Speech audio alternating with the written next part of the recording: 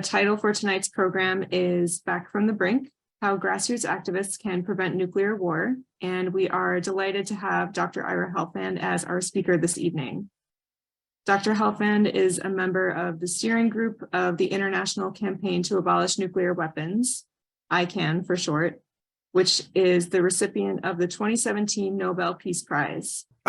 We're in an extremely difficult moment right now, where there is a tremendous denial on the part, not only of the general population, but I think even of peace activists like ourselves, about the severity of the crisis that we're facing. We used to think back in the 1980s that nuclear war was a real threat, something we need to worry about. And as a result of that, millions of people got politically active, demanding an end to the Cold War arms race. And we were actually very successful, much against our expectations.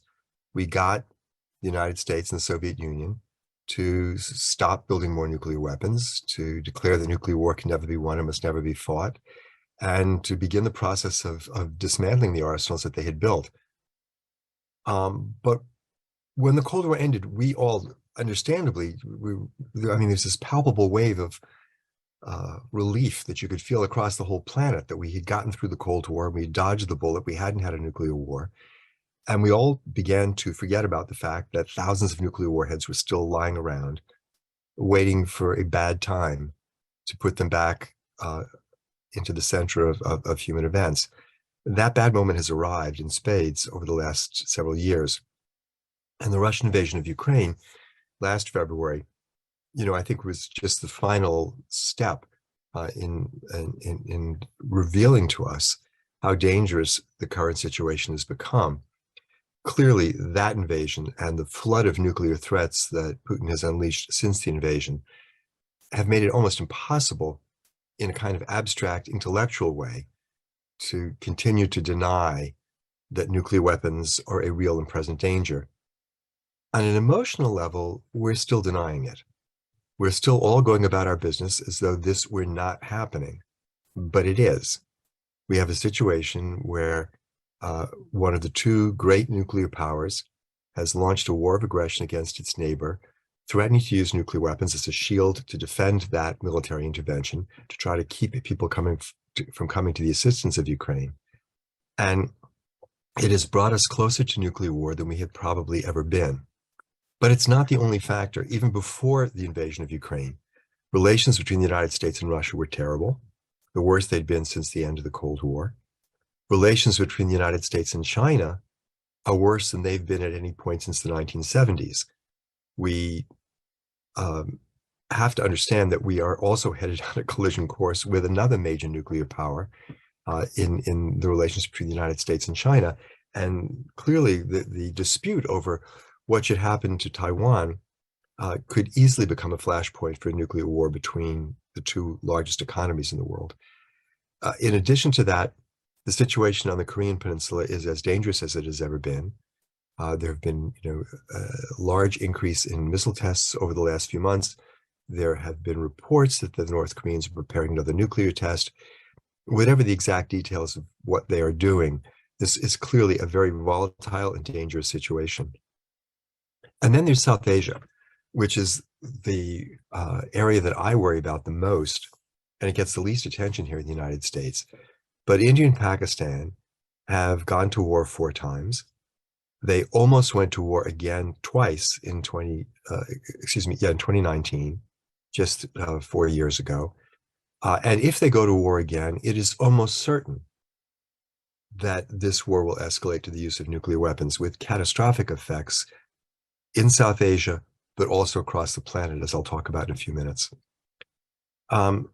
In addition to these 4 sort of geopolitical flashpoints, there are 2 other factors which are dramatically increasing the danger of nuclear war.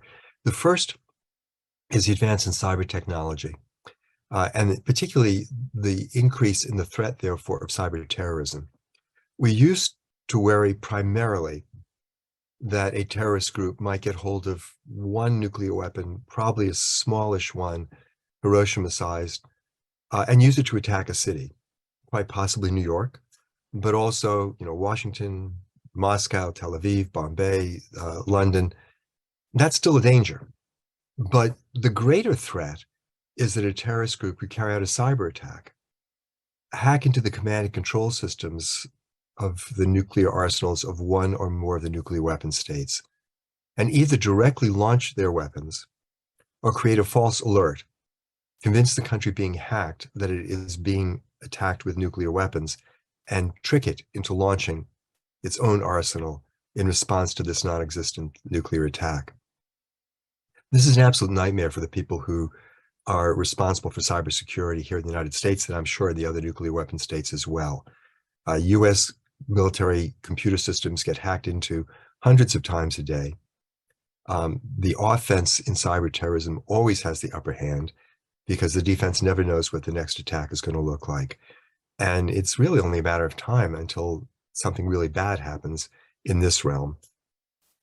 In addition, the final factor, which I would mention that is driving us towards nuclear war, is the climate crisis. And we don't always think of these two great twin existential threats, this relationship between them. But we have to understand all 9 of the nuclear weapon states claim they're going to get rid of their nuclear weapons someday when the world is safer. And the problem is the world isn't getting safer, it's getting more dangerous. And the principal driver of that is climate change. And as the climate crisis progresses over the next couple of decades, which it will, even if we do all the things we're supposed to try to slow it down, large areas of this planet will find it increasingly difficult to support the human population. And that's going to lead to conflict within societies. It's going to lead to migration on a scale we have never seen before. It's going to cause conflict between nations as they fight over increasingly scarce resources, primarily of land and water. And as this conflict unfolds, if nuclear weapons are still on the table, the chance of them getting used is going to grow dramatically. So for all of these reasons, we have to step away from the denial that we are all experiencing and understand that this is something which actually could happen if we don't make very substantial fundamental change in the nuclear policy of the United States and the other countries that have these weapons. I want to talk, since I'm a doctor, and what we mainly do, the doctors in this movement, is to help people understand what the actual medical consequences would be. I want to describe just a little bit what the medical consequences of a nuclear war would be. And what I find is, obviously, most people have an idea that this would be a very terrible thing. But what I always find when I talk to people is that we don't really understand at all how bad it's going to be. And it's important for us to get the full reality. Most of us have seen pictures of Hiroshima and Nagasaki. They're terrifying, and they are a very powerful reminder, warning of what nuclear weapons can do. But the important thing for us to understand is that if nuclear weapons are used again, it is not going to be like Hiroshima or Nagasaki.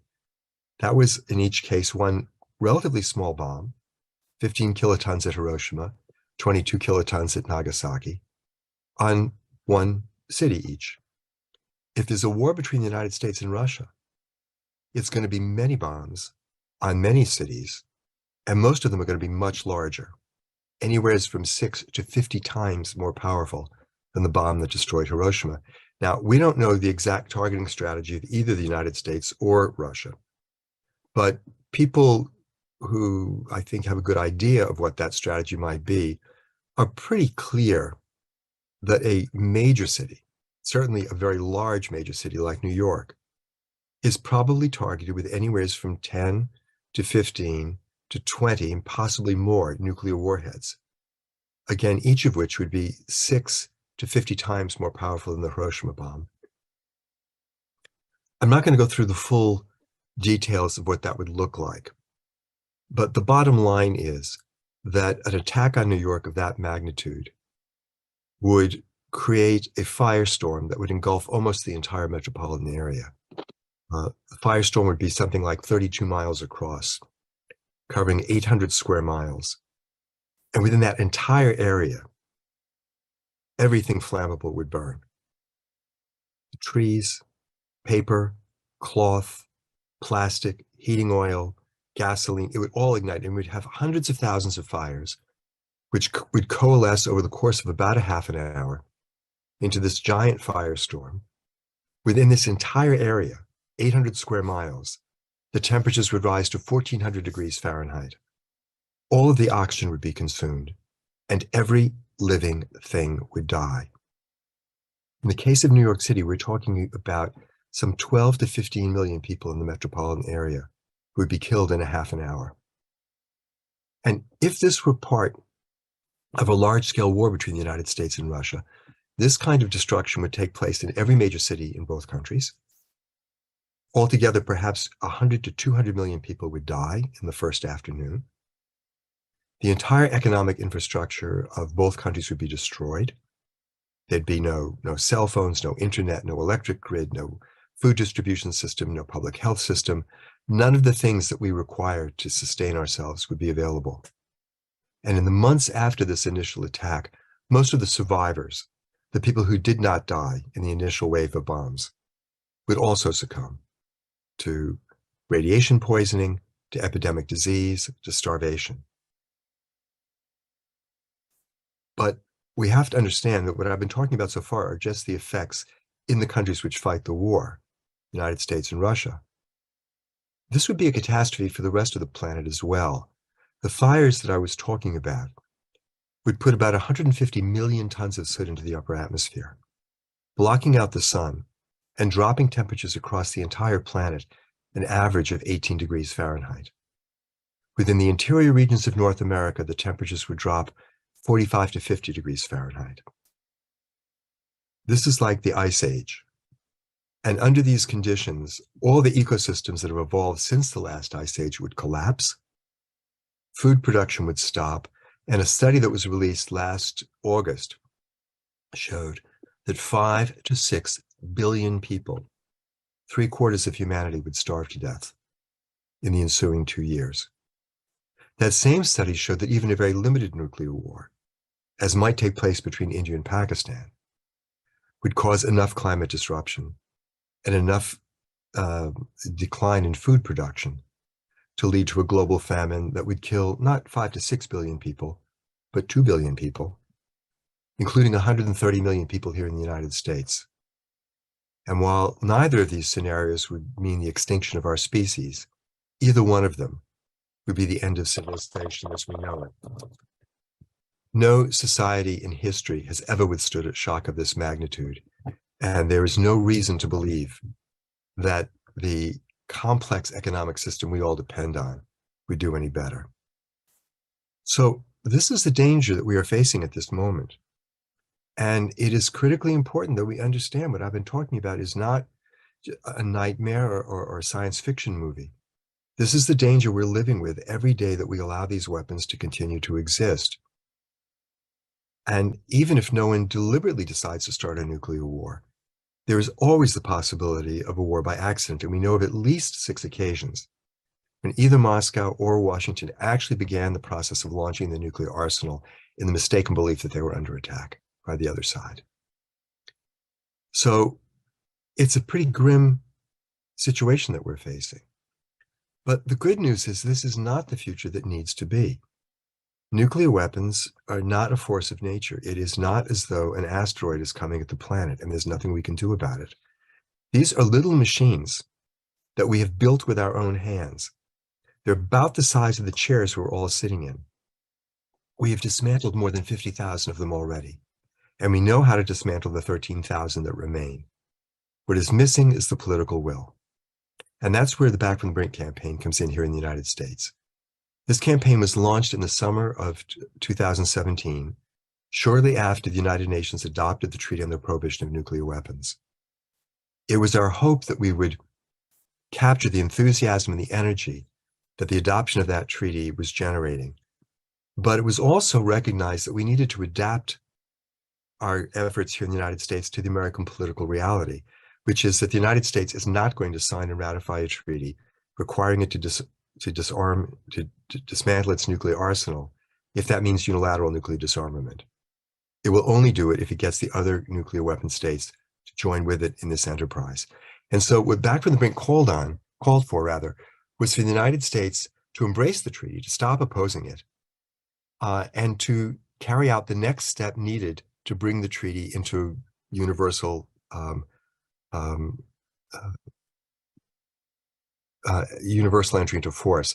And that would be to have the United States initiate negotiations with the other 8 nuclear armed states for a verifiable, enforceable, time-bound agreement to eliminate their nuclear arsenals. We also called on the United States to adopt 4 interim measures that would lessen the danger of nuclear war while these negotiations proceeded and would give some momentum to the process. We asked the United States to adopt a no first use policy, to end sole presidential authority, the situation where the president alone, without anybody else having a say, can start a nuclear war, to take the weapons off air trigger alert so they can't be launched by a terrorist attack, and to abandon the plan to spend $1.7 to perhaps $2 trillion enhancing every aspect of the nuclear arsenal. We modeled the campaign on the freeze campaign of the 1980s. That is to say, we took this prescription of what U.S. nuclear policy ought to be and started bringing it to cities and towns, faith groups, other kinds of non-governmental organizations around the country to get them to endorse it, as similar groups in cities and towns endorsed the freeze back in the 80s. And at this point, the campaign has really grown very dramatically. There are over 300 NGO-type organizations which have endorsed the campaign, including major environmental groups like the Sierra Club, the NRDC, a number of major national faith communities, the Episcopal Church, the Pax Christi movement within the Catholic Church, the Presbyterian Church, the Methodist Church, the Reconstructionist Jewish movement, the Islamic Society of North America, the Unitarian Church, the Congregational Church. We've gotten many local organizations to endorse it as well. And actually, if Brooklyn for Peace hasn't formally endorsed it, that would be one very simple thing that you all could do to formally join the campaign. And then this year, we've gotten a resolution introduced into Congress, HRES 77, which is serving as sort of a focal point nationally for organizing around this campaign. It was introduced by Congressman Jim McGovern from Massachusetts. It now, as of today, has 14 co-sponsors. We are hoping to get a companion resolution entered into the United States Senate. And perhaps the most effective thing that people can do at this point, because I think will give the most momentum to this campaign, is to get their members of Congress to sign on as co-sponsors of this resolution.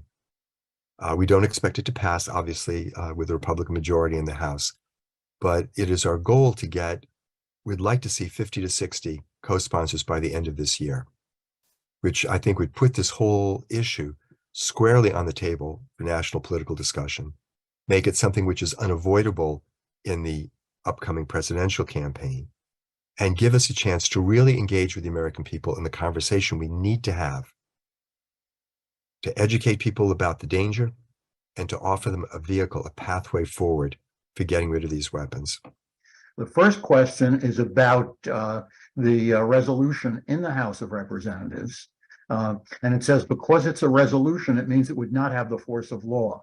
Since the resolution's passage is a long shot, why not take the stronger stance and introduce this as a bill that would be law were it to pass? Well, first of all, before I answer that, I just want to thank Veronica for that wonderful description of Brooklyn for Peace.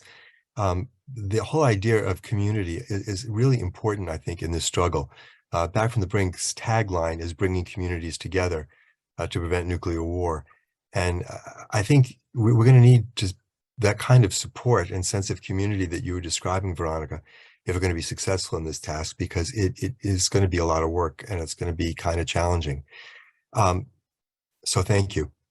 To the question, I think the decision to introduce it as a resolution, again, was prompted a lot by the model of the freeze campaign, which was a resolution, as I recall. The feeling was that at this point in time, we don't expect to get either a resolution or a law passed. We're using this as an organizing tool, as a way of bringing people information about the need to get rid of nuclear weapons. And the resolution format seemed to be the easier one to work with.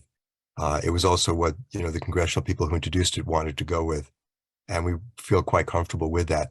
At the city level, it's also resolutions that we're primarily endorsing, seeking.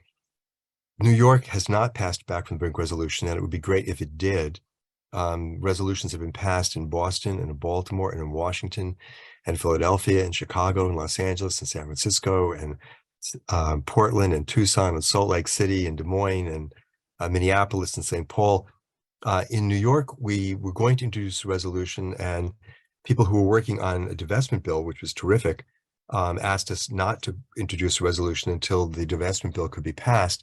It has been now, and it would be terrific if Brooklyn for Peace and others in the New York area would bring New York into the large list of major cities which have endorsed this campaign. What is meant by nuclear weapons being on hair trigger alert? What would their being taken off hair trigger alert look like?